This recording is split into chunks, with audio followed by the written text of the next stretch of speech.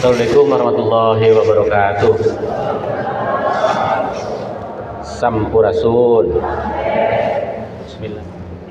Modal sosial PGRI itu yang paling berharga itu adalah gotong royong.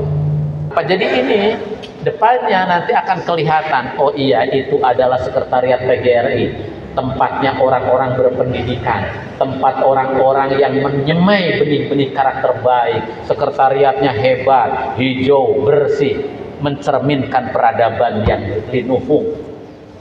Top, gitu. Dari mana kita bisa mulai perubahan? Dari diri kita. Dari mana? Dari sekolah kita. Dari mana? Dari organisasi kita. Organisasi apa? Organisasi diri kita dulu, para guru. Kemudian masuk ke organisasi yang lebih besar. Apa itu? Organisasi profesi kita, keguruan. Begitu. Tanpa itu nggak akan ada perubahan apapun di Indonesia ini. Maka itu yang harus kita lakukan. Saya barusan terlambat ke sini. Mohon maaf. Apa? Saya itu barusan naik mobil, udah sampai sini, sebelah sini nih. Ada SD Darangdan 1 ya, itu ya. Ada Darangdan 1 Pak, lewat, ada anak-anak pada di luar. Balik lagi, itu anak-anak lagi apa? Saya balik ke situ, saya turun, anak-anaknya pada di luar, ternyata ada wali kelas satunya. Lagi apa ini Bu? Saya lagi belajar Pak. Belajar, keren amat. Oh ini berarti gurunya sudah nangkep apa yang saya sampaikan sehari-hari. Saya bangga. Ibu udah PNS? Belum, honor. Hah? Honor Bu, honorer. Guru honorer sedang ngajar di pinggir jalan. Dan itu yang sering saya sampaikan, bahwa kelas-kelas kita itu sekarang tidak boleh terpaku belajar di bangunan-bangunan seperti ini. Karena apa? Menjenuhkan. Karena apa? Seperti di penjara. Karena apa? Oksigennya kurang. Karena apa? Indranya tidak bekerja 100%. Karena belajar yang baik adalah belajar yang melibatkan seluruh indera yang dimiliki oleh kita. Mulai dari hidung penciuman, mulai dari lidah rasa, mulai dari mata, mulai dari telinga. Dan mereka luar biasa kalau menurut saya. Karena apa? Ini kelas berapa? Kelas 1A. Lagi belajar apa? Matematika. Apa belajarnya? Ngitung mobil sama motor yang lewat. Kan bagus. Ngitung mobil sama motor yang lewat. Kelas 1 belajar berhitung. Udah berapa? Nah, yang kamu hitung 43. Oke, nggak apa-apa. Bagaimana nulis 43? Ditulis bener, bagus. Saya tes langsung di situ. Terus apalagi kamu di sini belajar apa? Ngitung sama menggambar, Pak. Hebat, Bu. Ini udah kolaborasi antar mata pelajaran. Inilah merdeka belajarnya Pak Menteri. Yang sering saya terangkan, karena merdeka belajar kurikulum itu salah satunya karakteristiknya adalah interkoneksi antar berbagai macam pelajaran. Satu pertemuan guru, siapa ya, Bu Eti kalau saya? Bu Eti bukan? Bu Eti honorer itu bisa menerjemahkan apa Bu? Belajar berhitung sama belajar menggambar sama bercerita Pak nanti. Saya lihat gambarnya satu-satu bervariasi dan itulah pendidikan yang benar. Pembelajaran yang benar, gak kayak saya dulu belajar menggambar, gurunya belajar menggambar di papan tulis, terus gambar naon coba? Gunung 2 di tengah-tengah na aya panon poe, turun di setripan gitu kan? Benar? Di mana? Ibu sekolah di mana punya? Saya di Ciamis, di Banjarsari, di Mangunjaya, di Padaherang, sarua wae. Sama ibu sekolah di Darangdan kan, jauh kan, tapi kunaon eta guru sarua wae ngajarna kitu. Bener, engke di handapna aya sawah. Terus aya tiang listrik. Terus di garisan tiang listrikna teh luhurna jadi kabel. Bener teh? Anak-anak Darangdan 1 di bawah bimbingan Bu Eti tadi saya ketemu dengan dia, ngajarin itu apa? Berbeda-beda gambarnya. Dan setiap anak, karena yang saya sampaikan tadi, proses penangkapannya itu akan bervariasi. Guru boleh sama Bu Eti, tempat belajarnya boleh sama di pinggir jalan, tapi hasilnya pasti berbeda-beda. Dan itulah karakteristik pembelajaran. Berdasarkan potensi yang dimiliki anak-anak, guru memfasilitasi. Apa yang saya lihat, ada anak satu cuman ngamar motor, mobil, sama jalan. Saya lihat lagi, ada lagi nggak menggambar mobil, motor, jalan, pohon. Ada lagi yang satu, ada gambar jalan, motor, mobil, pohon, rumah tingkat, dan Indomaret di situ. Kan berbeda-beda. Ini menunjukkan indera mereka bekerja sesuai dengan apa yang mereka lihat. Beda, Bu.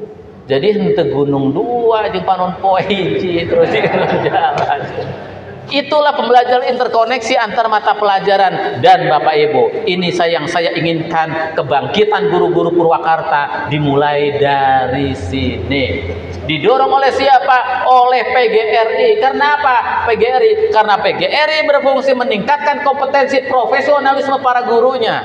Kalau kita berbicara tentang perubahan, tentang Indonesia masa depan, tentang apa yang diperlukan sesuai dengan kondisi zaman hari ini, adalah perubahan belajar mengajar di kelas-kelas. Dan kelas-kelas itu bukan bangunan 7x8. Tapi kelas-kelas adalah semesta ini adalah kelas-kelas belajar anak-anak di Purwakarta. Gitu. Jadi apa nanti? Guru-guru di Purwakarta melalui PGRI dilatih cara mengajarnya yang baik, didaktik metodiknya yang baik. Bagaimana mereka bisa mengajar di kebun-kebun, di sisi-sisi sawah, di persawahan, di kebun. Gitu.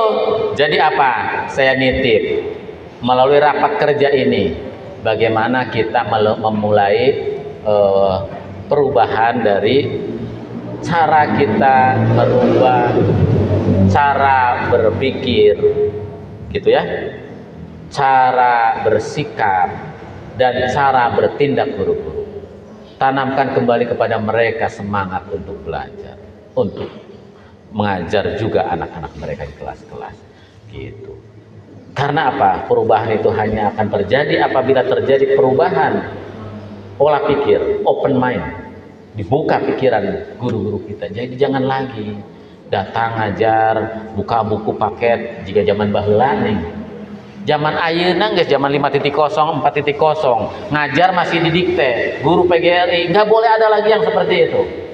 Datang ke kelas, buka halaman 5 sampai 10, 5 lembar, baca ya. Setelah dibaca nanti dirangkum. Setelah dirangkum nanti itu pertanyaan di halaman 11 dijawab ya. Nanti kalau sudah dikumpulkan oleh ketua kelasnya, disimpan di meja ibu di depan. Ibu bade ka kantor heula. Ka kantor ka warung ngabaso ibu guru nama. Jangan seperti itu dilakukan oleh guru-guru kita lagi. Gak akan berubah ini negara. Orang lain udah lari kemana, sekarang kita masih ngajar dengan cara itu. John Dewey mengatakan, kalau kita mengajar anak-anak hari ini dengan cara belajar kita dahulu, maka Bapak Ibu sedang merampok masa depan mereka. Bagaimana tidak dirampok? Anak-anak hari ini udah belajar IT, harus belajar mengenali makna sebuah peristiwa. Ternyata oleh ibu dibiarkan seperti itu. Ketinggalan ini masa depannya. Orang lain udah lari, anak ini masih diem aja di situ. Gak berbuat apa-apa, gak menghasilkan apa-apa kelas-kelasnya. Ini yang ingin saya lakukan di Purwakarta. Kelas bagi saya bukan prioritas. Sekolah bukan prioritas. Yang paling prioritas adalah guru. Bangunan miliaran rupiah benangku Covid mah teu dipake, bener teh? Kan diajarna di imah-imah. Bener. Sok ayeuna sekolah alus. Da kosong juga gudang, diajarna mah di imah we, make kuota anu boga, anu henteu nya kumaha guruna we. Gitu. Jadi yang paling penting apa? Kelas bagus pun kalau gurunya tidak mempunyai cara mengajar yang baik, tidak memahami falsafah pendidikan yang baik, tidak akan jadi apa-apa itu kelas miliaran. Gitu. Jadi yang paling penting dari sekian prioritas masalah yang harus ditangani adalah masalah guru. Jadi apa? PGRI ingin agar guru-guru ini diperhatikan, diangkatlah jadi PNS, jangan P3K doang.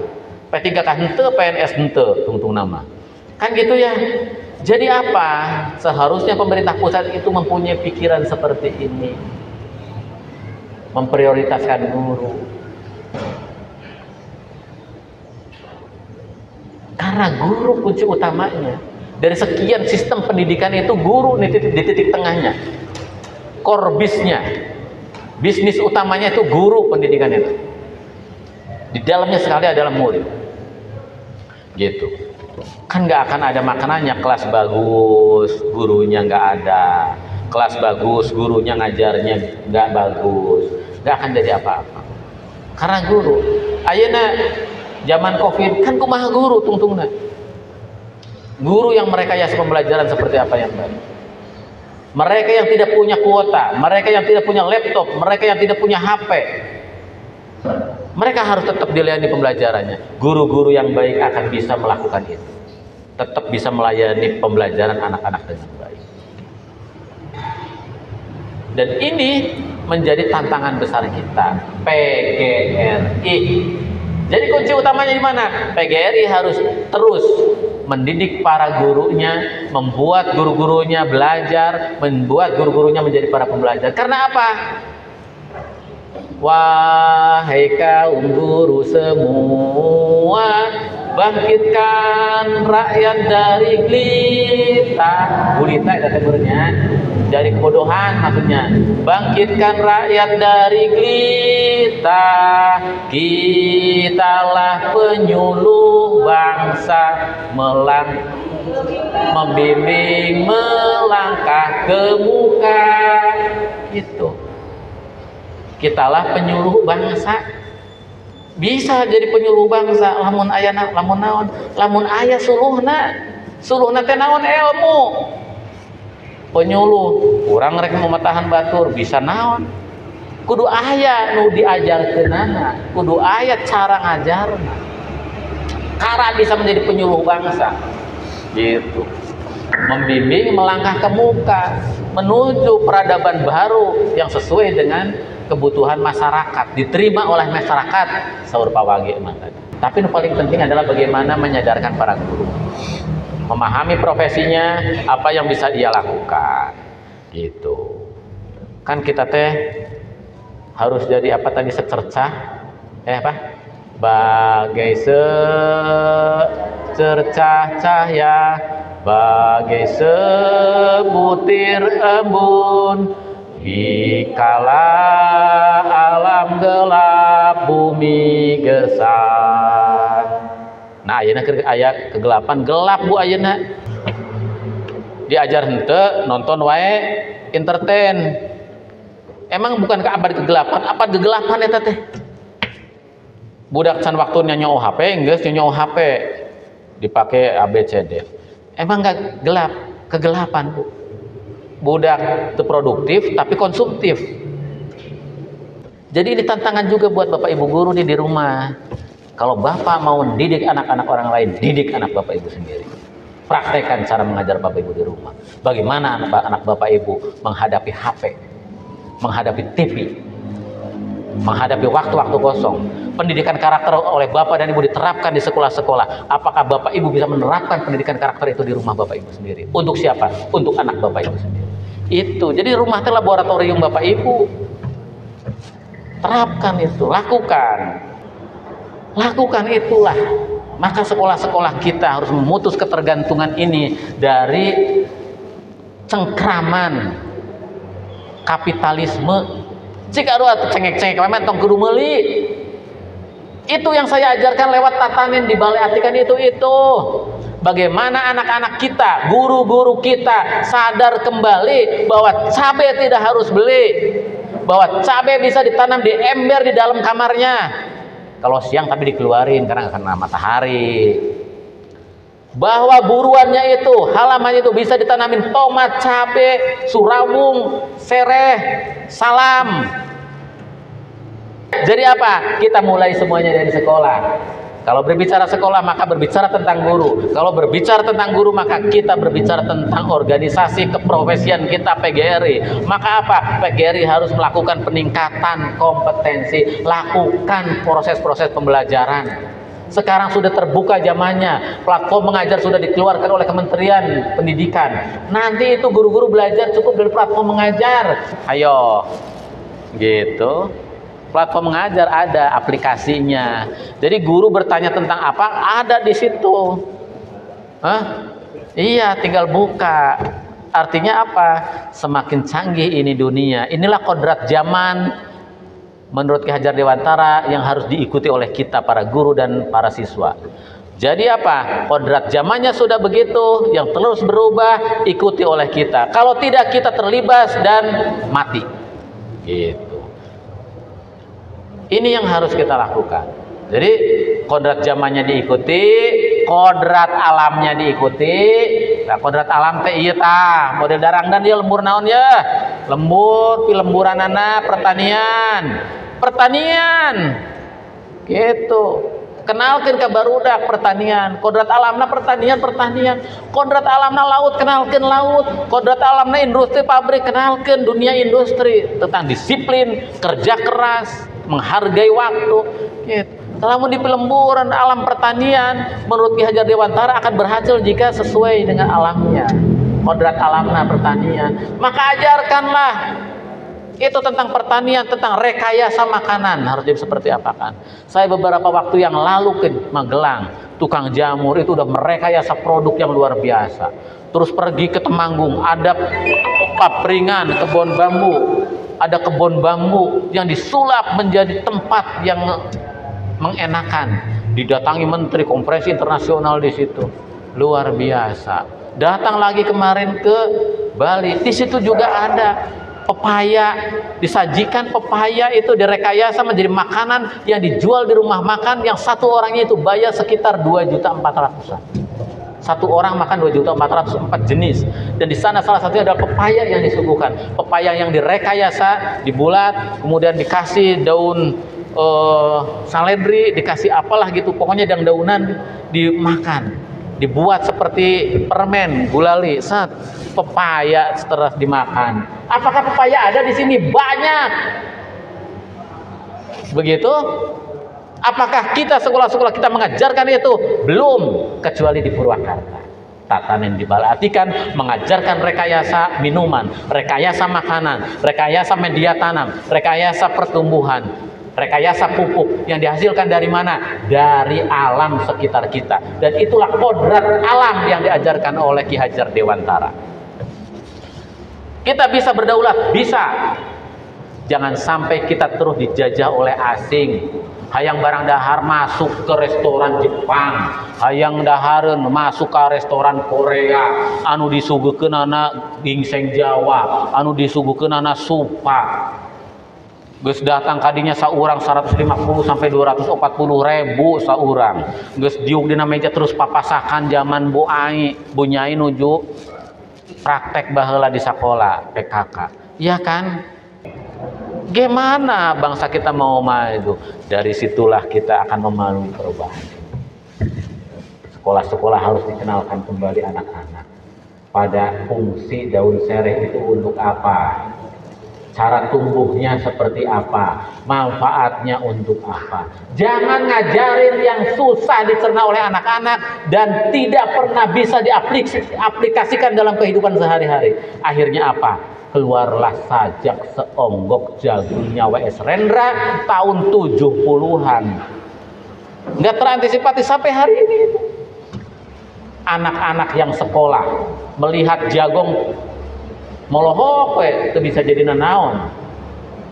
Sajak seonggok jagung tuh baca tuh. Guru harus baca itu biar sadar. Anak sekolah lulusan SMA itu lihat jagung di rumahnya. Kemudian karena pikirannya dipenuhi dengan rumus-rumus, jagung itu tidak bisa dibuat apa-apa. Kelaparanlah dia.